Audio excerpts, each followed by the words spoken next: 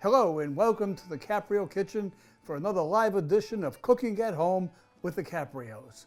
Today, we will be using a recipe from my mother's cookbook to make a robust pasta that has a slightly scandalous history, pasta Puttanesca. Now, legend has it that it was made by the ladies of the Knight of Naples, who knew that the fastest way to a man's wallet was through his stomach. So they used its rich, lusty aroma to draw in their customers. I have had the privilege of enjoying variations of pasta Puttanesca in wonderful restaurants all across Italy and Federal Hill right here in Providence. And while I've really enjoyed cooking at home these last couple of months, can I admit something to you? I really miss eating out. And I really want to encourage all of you to visit your local restaurants when they open. Let's hope and pray that soon we can get back to normal, and once again we'll be able to gather safely together and enjoy the profound pleasure of dining out. Now, as always, helping me out in the Caprio Kitchen is the chef Playboy RD of Providence, my son David. Playboy? Jeez, I hope I don't need a Puttanesca to lure a date in for myself. But if that's what makes a Playboy in your book, so be it. Let's go with it. Dave, from what I see, you're doing pretty good without it. Nah, thanks, Dad. Thanks, Dad. But you know, I really love my Puttanesca. Like its namesake and a few of my dates, it's fast, hot, and easy. So let's get right to it. Puttanesca was created about 75 years ago during World War II when the ingredients were scarce and apparently the working ladies were plentiful. So if you love a savory, hearty pasta, this dish is for you. You know, when we think of tomato sauces, they tend to be one note, tomatoey, not Puttanesca. It's a flavor bomb that you're going to want to make over and over. All of its goodness is due to its powerful ingredients. And here's all you'll need for this recipe, which is designed to serve 4 people. 1 pound of thick spaghetti, 1/4 cup of extra virgin olive oil, 4 cloves of garlic, 4 anchovy fillets, 1 28-ounce can of whole tomatoes, 2 tablespoons of tomato paste, 1 cup of cherry tomatoes, 1 cup of Kalamata olives, 1/4 cup of capers, a 1/2 tablespoon of crushed red pepper flakes, kosher salt, a 1/2 cup of coarsely chopped basil, and some freshly grated Parmesan cheese. Now, besides its robust flavor, one of the great things about pasta Puttanesca is that it's quick and easy to make. Our first step will be to boil the pasta. Now today we're using spaghetti. Many people use bucatini, they use penne, they use linguine. That's fine, dealer's choice. However, whatever pasta you use, be sure to cook it al dente, which means firm. So I suggest you take it out of the water probably 2 minutes before the recommended time on the box. So David, you do the honors. I'd be happy to. I just want to get this straight. Firm pasta for Puttanescas. Now this recipe's getting interesting. I guess the Puttanescas of Naples don't like a limp noodle. So let's talk about boiling the pasta. What we really want is a rolling hot boil on the water. As you can see, it's boiling. We want the temperature as high as it can be. So if you let the water reduce to a simmer, your pasta is going to come out mushy. So let's put the pasta in the water, nice and simple. You'll see it'll take a minute to bend in. And once the pasta's in and the water is boiling, you want to add the salt. You don't want to add the salt when the water is cold, because if you do that, it'll take longer for the water to boil. If you add it after it's boiling, it'll get it to the hottest temperature possible. So let's put the salt right in. Beautiful. And the last thing that you and I disagree on, in all fairness, is that we do not add oil to the water when you're boiling the pasta. David, I've been adding oil for years, and we do that so that the pasta doesn't stick together. Well, you've been doing it wrong, because think about it. When you mix oil and water, the oil floats to the top. Oh, I've been doing it wrong. That's correct. The reason pasta sticks is due to the starch in the pasta. If you don't have enough water in the pan, the starch acts like a glue, pasta sticks together. So the secret to having pasta not stick, a lot of water, stir it up. So the result is no oil in the water. No oil. Result is no inheritance. No inheritance. Well, in that case, as I said, put as much oil in the water as you can. All right, now that we have oil in the water, let's move Now on. it's time to make the sauce. The first step is to simmer the garlic. Now we are using 4 large garlic cloves. Okay, so I like to smash the garlic before we chop it. It makes it easier to cut, and it releases a lot more of the flavor. So we're going to smash it a little bit, give it a quick chop, and you'll see how it almost dices itself after it's smashed. And I'm going to add this to the other 3 cloves, which I already chopped up. Okay, now we want to add garlic to a cool skillet that is coated in olive oil. Now the reason we recommend a cool skillet is because garlic burns easily, and when it's burnt, it becomes bitter. So let it warm up with the oil. Now we're using about 1/4 cup of olive oil. It's 4 tablespoons. Now we don't have to measure everything. There's an old way to cheat, like a lot of good Puttanescas know how to do. Each swirl of olive oil into the pan is about 1 tablespoon. So let's count them out. 1, 2, 3, 4, perfectly measured. We're ready to go. Let's go.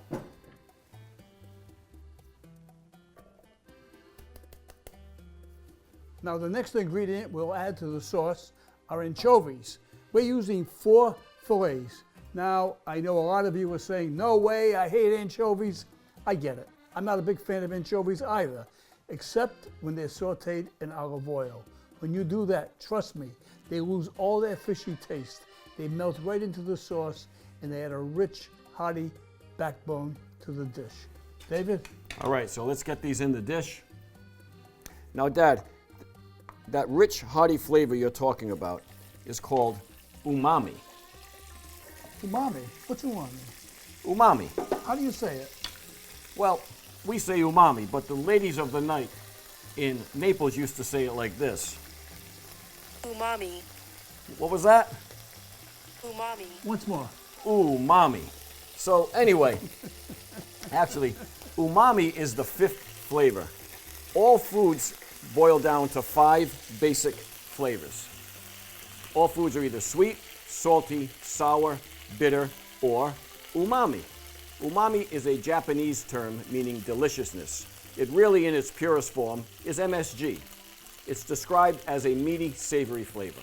So if you like Gouda, bacon, roasted tomatoes, or Parmesan cheese, you're going to love the flavor of these anchovies melted in the olive oil. No fishy taste, I promise. Dad, look at that. They're melting already. Oh, that's beautiful. And next, we add olives, capers, and red pepper flakes. We are using about 1 cup of Kalamata olives, which are a Greek olive. Thanks, Dad. We're going to take these right on the board. We're going to smash these just like we did with the garlic. Makes them easy to chop, gets all the saltiness and oils out. And again, a nice rough chop on the olives. After all, this is for a Puttanesca, not a prince. The original recipe called spaghetti olives, which are Italian olives. They're grown in the volcanic soil near Mount Vesuvius, and they are delicious. But my mother happened to prefer Kalamata olives from Puttanesca. So since my mother wanted Kalamata olives, so do I. But you can substitute any other olive that you desire. All right, these are ready to go in. Okay, Dave? We're going to fold up the board. And next, we add 1/4 cup of capers. Okay, we're going to put the capers right in, but geez, you know, I can't seem to find my fun food fact bell. You wouldn't happen to know what happened to that. It seems to have disappeared. Don't look at me. Oh, I'm looking at you. I know how much you love that fun food Keep up fact that bell. attitude, you won't be able to see. Well, let's get a fun food fact in about capers anyway. Capers are the unopened flower buds of the spiny shrub. They're so small and delicate, they can only be picked by hand. That's what makes them so expensive. After they're picked, they're dried, then brined or salted. So we have them in the skillet now, and look at that, it's really coming along. Looking good, Dave. After the capers are in, we want to add a little spice to the dish. We have our red pepper flakes. We're going to throw in a nice generous pinch of red pepper flakes. And if you like it a little hotter, Put more. you can put a second. If not, you can leave it as is. We're going to put in a second. We like it a little hotter. Legend has it there was an extra charge for that second. for that second pinch in the good old days. Go for the gusto. But we're going to go for the gusto. Okay. All right. The last three ingredients are all tomato related. Now let's start with canned tomatoes. We are using San Marzano tomatoes from Italy. They are meaty, plum tomatoes. They have a beautiful balance of sweetness and acidity. Now, one cautionary note about San Marzano tomatoes. Apparently, only about 5% of tomatoes that they say are San Marzano tomatoes are actually from San Marzano. They're about as fake as a New York City corner Rolodex, like all good Puttanescas have. Well, to be sure you have the original San Marzano, see if there is a certification number right here and a yellow starburst on the can. If it doesn't have that, then it's not authentic Marzano tomatoes. Okay. So, we're going to put these in a bowl. And we're going to crush them with our hands. Notice, keep some gloves on. And we're going to do it this way, not only because it's fun, which it is, but it's the best way to get the perfect texture. You want them nice and crushed and a little bit lumpy. If you feel a stray stick or something else in there, feel free to pull it out. So, let's put these right in the sauce. That's perfect. Delicious. Next, we add 2 tablespoons of tomato paste. My mother felt it added to the richness of the sauce, and I think so too. Okay, so add the paste right in.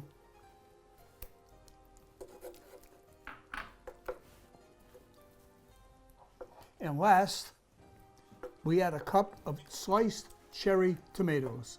Now, I only recommend this step if you can find fresh cherry tomatoes. Cherry tomatoes have a higher sugar content than regular tomatoes, and my mom found that this sweetness helped balance the earthiness of the sauce. Dave? Okay, so let's put these in. And as you can see, the consistency, it's a little bit thick, it's nice and savory, almost like a warm jam. Now, if that doesn't sound like an enticing Puttanesca, I don't know what does. Dave, the pasta looks like it's ready. Why don't you give it a check?